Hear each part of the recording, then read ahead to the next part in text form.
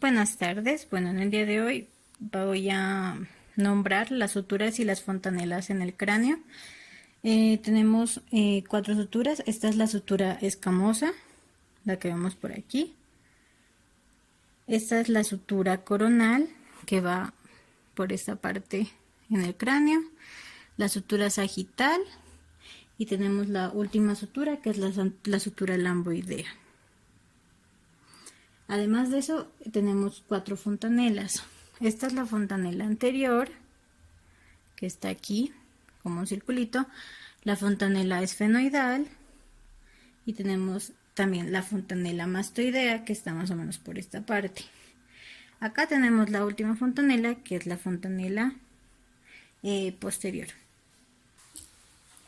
Siguiendo con los accidentes óseos, vamos a ver primero los accidentes óseos del hueso frontal de la cara. Entonces tenemos aquí el arco superciliar, como en este color café. Tenemos también los arcos supraorbitarios, que están marcados con este color como fucsia un poco fuerte. También tenemos la apófisis orbitaria externa, que se encuentra aquí marcada con rojo. Y tenemos también la apófisis orbitaria interna, que está marcada aquí con este rosado un poco más tenue. También tenemos el canal longitudinal, pero ese es más bien interno. Bueno, seguimos con los accidentes óseos del etmoides. En el etmoides tenemos la apófisis cresta de Gali, que más o menos queda en esta área. Tenemos también la lámina papirácea, que se encuentra como en toda esta área, está recubriendo las crestas, los cornetes superiores y medios, que vendrían siendo, este es el superior y este más o menos el medio. También tenemos por último las masas laterales, pero las masas más laterales se forman por esta lámina lateral y forma parte de la cavidad orbitaria y también se llama hueso plano del etmoides. Entonces es más bien interna, entonces por eso no la he dibujado. Los siguientes accidentes óseos son en el hueso esfenoides, que queda más o menos en esta parte, o sea, la parte anterior del cráneo, más o menos como por aquí. Tenemos 3 accidentes, entonces están las apófisis clinoides anteriores y tenemos la apófisis clinoide posterior. Y dibujé por acá atrás las otras, que son las apófisis pterigoideas, que están en este lado más o menos. Y tenemos también las alas menores y mayores. Aquí están. Estas son las alas. Estas son las alas mayores del esfenoides y estas son las alas menores. Como el siguiente accidente óseo tenemos al hueso occipital, que vendría siendo aproximadamente este.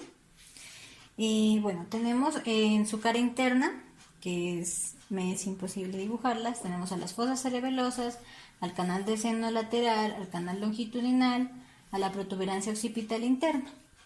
Y en su cara externa tenemos a la línea curvo-occipital inferior y superior, que son estas de aquí, estas son las inferiores, estas son las superiores. Tenemos también a la protuberancia occipital externa, que es esta más o menos de aquí, que se la lograría mirar mejor en un lado lateral del cráneo, una vista lateral, veniendo como por aquí. Y también tenemos a la apófisis basilar, que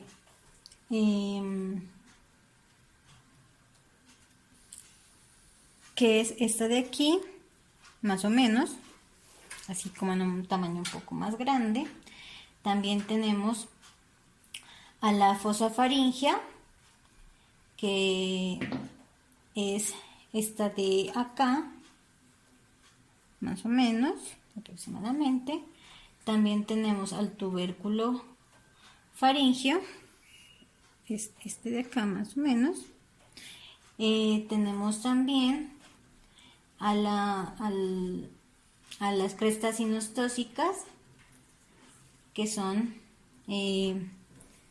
estas de aquí, marcadas aquí. Y tenemos por último a los cóndilos, que son estos marcados de aquí. Bueno, el siguiente accidente óseo le corresponde al hueso parietal. El hueso parietal tiene 3 accidentes óseos. Primero son las fosetas corpusculares, que son estas más o menos, en su cara interna. Tenemos también a las impresiones de la hoja de higuera, que son estas, son más pequeñitas en la parte interna de este hueso. Y tenemos al hemicanal del seno longitudinal, que queda más o menos por esta parte. El siguiente accidente óseo se da en el hueso temporal. Tenemos la apófisis mastoide, que vendría siendo esta de aquí, es la más grande. Tenemos la apófisis esteloidea, esta de aquí. Tenemos la apófisis cigomática. Y tenemos por último el cóndilo temporal.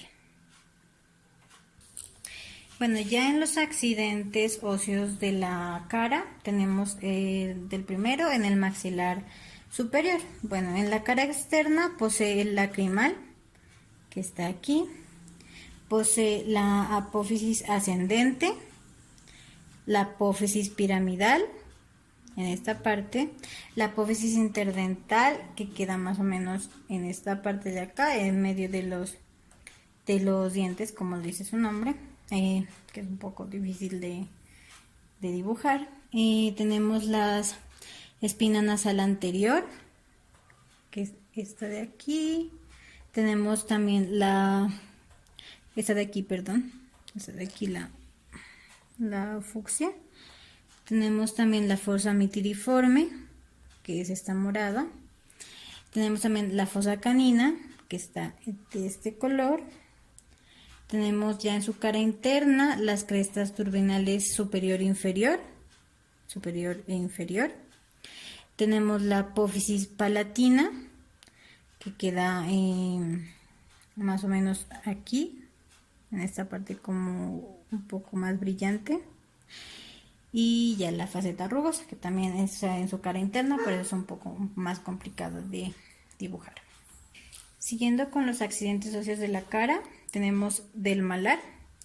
El único accidente óseo del malar es la apófisis orbitaria en su cara superior interna, más o menos la apófisis orbitaria queda en esta parte. Siguiendo con los accidentes óseos del hueso de las nasales, de los huesos nasales, solamente tenemos el surco etmoidal en su cara interna. El surco etmoidal vendría quedando en esta parte. Otro accidente óseo se encuentra en el lacrimal, que es este de aquí. En esta parte queda el conducto, aquí está el punto superior. Y el accidente óseo de este lacrimal es el humulus lacrimalis, que conforma el orificio superior del conducto nasal, aproximadamente aquí. Los accidentes de los huesos palatinos están en esta área. El hueso palatino es muy pequeño en esta parte más o menos del cráneo internamente. Ahí traté de dibujarlos más o menos por donde quedarían sus partes principales. Bueno, en su cara externa posee la escotadura esfenopalatina, que vendría siendo más o menos esta de aquí. Tiene también la apófisis orbitaria en su faceta orbitaria maxilar. Bueno, más o menos la apófisis orbitaria queda en esta parte. El conducto palatino posterior, que queda más o menos por la parte de... que es interno, entonces es un poco difícil de poner. Queda la apófisis maxilar, queda aquí en la maxila, queda más o menos en esta parte de la maxila. El conducto palatino posterior también está allí. Ese queda más o menos en la parte interna de los dientes, más o menos en una vista superior, se la podría ver bien, pero aquí es un poco difícil porque queda interno. También tiene la apófisis, bueno, la apófisis maxilar ya le dije, la apófisis piramidal y la apófisis esfenoidal, que también es interno, queda en el hueso esfenoides, es un poco complicado de dibujar. En su cara interior presenta una faceta etmoidal de la apófisis arbitraria, la apófisis arbitraria queda en esta parte. Tiene las crestas turbinales superior y media, más o menos por esta parte. Tiene la porción horizontal del palatino, que es pues ya como tal la parte horizontal del palatino, y tiene la espina nasal posterior, que lo habíamos visto ya en los nasales, que queda más o menos aquí.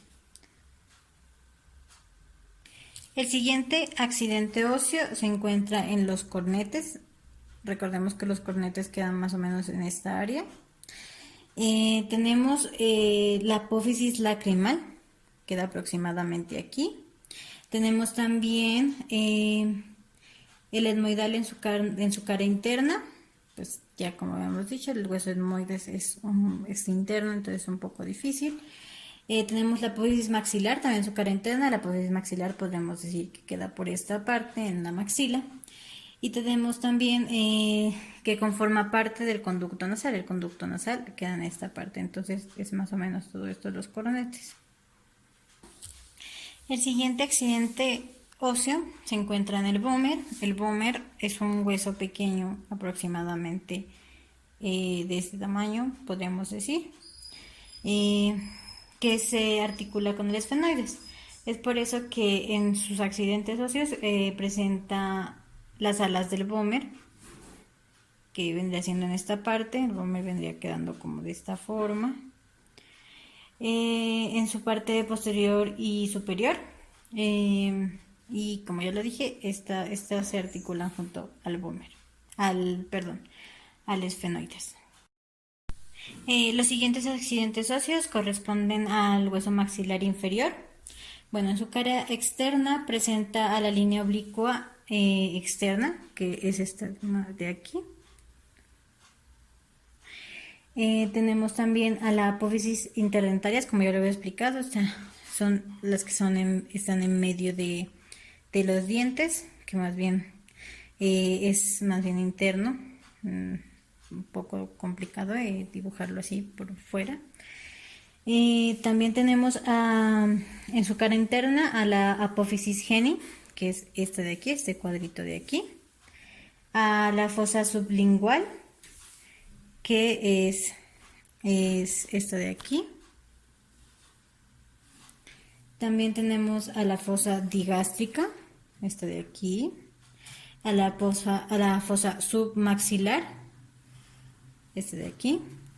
Tenemos a los surco miloioideo, de aquí, a la espina de expix, perdón, en esta parte, a la apófisis coronoides, en esta región, y por último tenemos al cóndilo en esta región.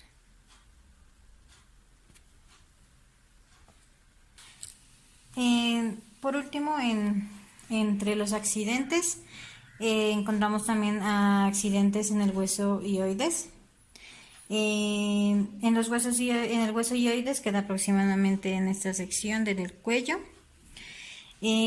Podemos encontrar las astas mayores como accidentes y las astas menores.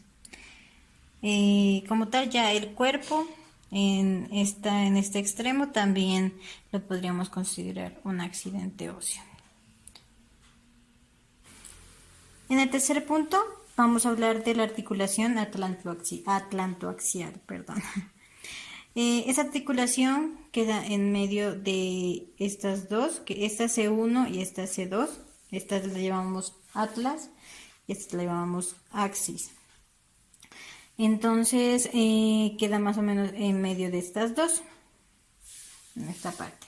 Entonces, la clasificación anatómica de la articulación atlantoaxial tiene articulaciones laterales y articulación central.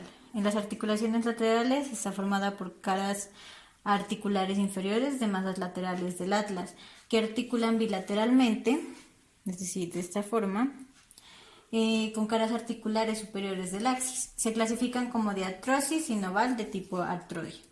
En la articulación central está formada por cara articular anterior del diente del axis, este es el diente del axis, y la fosita del diente del axis y de los dientes del atlas, y por la cara articular posterior del diente y el ligamento transverso del atlas. Una cavidad articular y una cápsula sinovial pone en contacto el diente y la fosita. Entre el diente y el ligamento transverso no se encuentra cápsula sinovial, sino tejido celuloadiposo. Se clasifica como diartrosis sinovial de tipo trocoide, en la que permite un rango alto de rotación entre C1 y C2. En conjunto, la articulación atlantoaxial presenta 3 ejes de movimiento que le dan mucha libertad, aunque no existen discos intervertebrales entre el occipital y el atlas. El occipital se da entre C0 y C1 y entre el atlas y el axis. Entonces, aquí. El movimiento, como ya lo dije, se da en 3 grados distintos que nos ayuda a rotar. Esos 3 ejes de movimiento se clasifican en la articulación atlanto-occipital como una articulación esferoidea en artrosis y tiene 3 grados de libertad, como ya lo dije. En medios de unión hay 2 cápsulas distintas reforzadas por pequeños ligamentos, sobre todo medialmente. El ligamento atlantoaxial anterior, más para allá, digámoslo así, de ese lado. El ligamento atlantoaxial anterior tiene una lámina fibrosa impar que va desde el borde inferior del arco anterior del atlas a la cara anterior del axis. Tiene una membrana tectoria que también ayuda es parte de los medios de unión. Los ligamentos occipitales, axoideos medios y laterales aseguran el contacto entre el atlas y el diente del axis. Este último se halla sólidamente encajado en el anillo atlantoideo osteofibroso por el cual puede girar libremente el cuello. El ligamento atlantoaxial posterior, también impar, se inserta arriba en el arco posterior del atlas en el proceso espinoso abajo, en las láminas del axis y en la base de su proceso espinoso. También la cápsula sinovial nos confiere el líquido sinovial que nos ayuda en el movimiento de una mejor forma. En el desarrollo del niño es muy importante porque ayuda a los reflejos. Hay un reflejo muy especial que se llama el reflejo tónico del cuello o reflejo tónico asimétrico cervical. Ese se produce cuando la cabeza del niño relajado en posición supina, o sea, boca arriba, se rota hacia un lado. También es importante en el control cefálico, que es de las primeras adquisiciones motrices que tiene un niño en su vida. Esta habilidad motriz consiste en mantener la cabeza en una posición vertical respecto al tronco, y su adquisición depende de la integridad del sistema nervioso central, es decir, de las distintas partes del cerebro. Es decir, que el niño acostado levanta de esta forma la cabeza, y eso nos ayuda también. Es muy importante en el desarrollo cognitivo del niño. Porque nos ayuda a tener reflejos, a que el niño tenga cierta sensibilidad por algunos, digamos, incluso sonidos, cuando lo llaman, también alguna sensibilidad en la parte también visual, y eso es muy importante para el desarrollo del niño desde su temprana edad.